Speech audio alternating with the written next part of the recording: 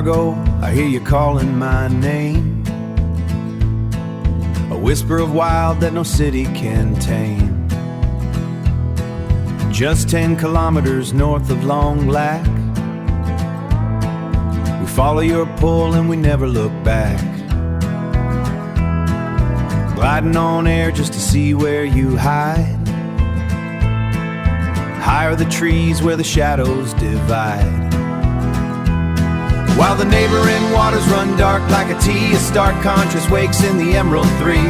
Margo, Lacinto, and Pamela shine, a brilliant bright green on the northern tree line. Surrounded by tannin, you capture the light, a mirror of glass in the middle of day's height.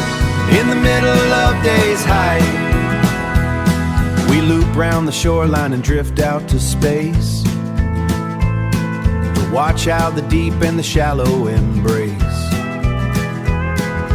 Water so pure that the window gives way to bright white sandbars where the sunbeams all play.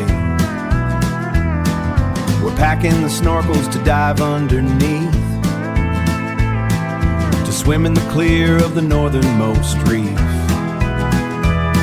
While the neighboring waters run dark like a T, a stark contrast wakes in the Emerald Three.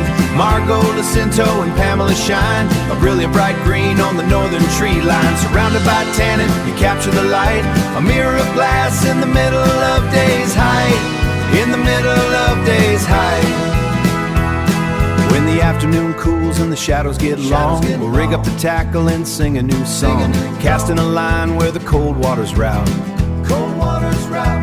Looking for splake and a heavy lake trout, from flying above to the bright sand below. It's the greatest escape that the wilderness knows.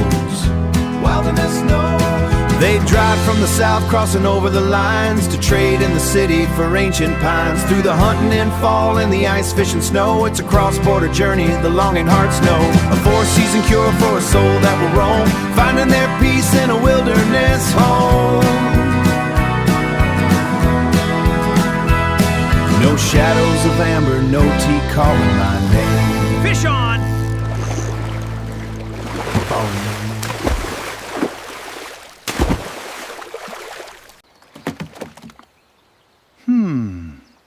Like and subscribe. I'll be going somewhere new tomorrow.